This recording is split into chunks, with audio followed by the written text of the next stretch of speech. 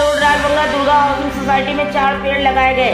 भूतपूर्व राजेंद्र कुमार फौजी आर्मी से रिटायर है। इन्होंने लोगों को जागरूक भी होने को बताया। साथ इन्हीं ने एक पेड़ मां के नाम लगाने को भी बोला। साथ में इनकी पूरी सोसाइटी के लोग राजकुमार, आलोक चौधरी, मनोज जायसवाल, विजय दुग्गल मौजूद रहे। देखते रहिए कानपुर सिटी लाइव 24।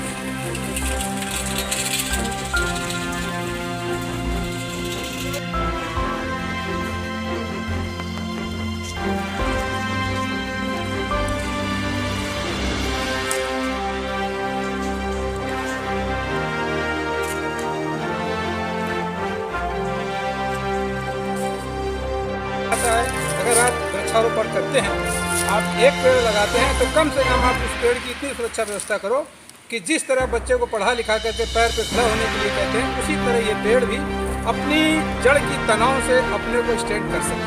उसका स्टैंड करने का एक कारण पेड़ भी ये कहता है कि पहले मुझे पानी दो। आप जब कहीं समरसेबल लगाते हैं उस समय भी वो पेड़ की तरह पानी मांगता है, फिर वो बीच में खराब भी हो जाता है। लेकिन पेड़ की जो रूपरेखा है, इसका सीधा सा कहना तात्पर्य है कि वृक्षारोपण में पेड़ यह कहता है कि आप मुझे पहले पानी दो, मेरे रूट इतने नीचे तक चले जाएं जब तक मुझे पानी दो कि मैं समरसेबल का काम करके पानी ऊपर से नीचे ला सकूं। और जब हमारा पेड़ पानी ऊपर लाता है तो हमें फिर उसे पानी देने की जरूरत नहीं पड़ती है, वो हमें फिर लाइफ टाइम पानी देता है, ऑक्सीजन देता है। हमें ऑक्सीजन कृत्रिम की जरूरत नहीं है, हमें ऑक्सीजन इसी की ज़रूरत है जो हमारे लिए कुदरती इन पेड़ों से मिलती है। इसलिए सभी से मेरा यह संदेश है। आज मैं दुर्गा हाउसिंग सोसाइटी में वृक्षारोपण कार्यक्रम में अपने परिवार के साथ इन वृक्षारोपण को रोपण कर रहा हूँ।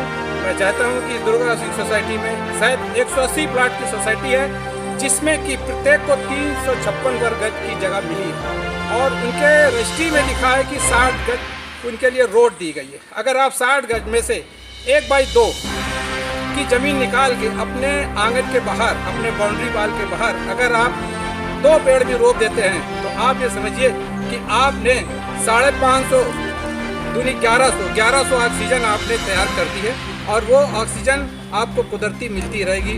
आप ज़रूर से ज़रूर इस संदेश को आप लोग सभी लोग फॉलो करेंगे और वृक्षारोपण की जो प्रक्रिया है इसको आप बनाए रखें। किसी भी रूप में वृक्षारोपण कराया जा रहा है, चाहे माँ की सौगंध से कराया जा रहा है, ये मैंने पहली बार। और जो भी पेड़ लगाए उसकी सुरक्षा व्यवस्था दुरुस्त करें जब तक कि उसके तने अपने ही स्वयं से खड़े ना हो जाए। उसको आप पानी दें, उसको खाद दें, उसकी समय से घास फूस निकालें जिससे कि उसको अगल बगल की जो भी छोटे नीचे ज़मीन में जीव जंतु चींटी वगैरह होती हैं उसे ना खा सकें।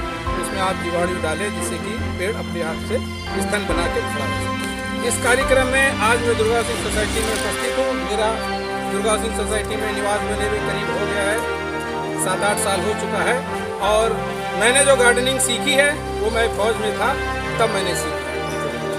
मैं राजेंद्र फौजी भूतपूर्व सैनिक जो कि मैं थल सेना में कार्यरत था और आज इस समय मैं थल सेना से सेवानिवृत्त होकर के असैनिक कर्मचारी के रूप में भारतीय वायुसेना 402 स्टेशन चक्री कानपुर में तैनात हूँ।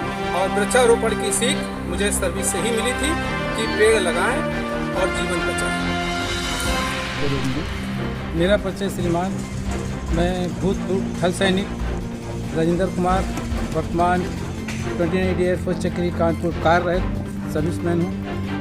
आज जो वृक्षारोपण का संदेश जा रहा है यह सीधा माँ के नाम जा रहा है। जैसा कि हमारे माननीय देश के प्रधानमंत्री श्री नरेंद्र मोदी जी ने लोगों को तरह तरह से इस चीज़ के लिए उत्साहित किया है और उत्साहित होना भी चाहिए। जैसे कि हम कहते हैं माँ की कसम, माँ की कसम शायद कोई खाने से कतराता है, अगर माँ की ख्वाहिश पूरी कर देता है तो माँ की कसम पूरी हो जाती है। तो आप सभी लोगों से मेरा अनुरोध है कि एक पेड़ हमारे माननीय प्रधानमंत्री जी ने माँ के नाम कहा है, अगर 2 भी लगा देते हैं तो वो भी माँ के नाम को आगे बढ़ा देता है। तो एक पेड़ हमारे देशवासी माँ के नाम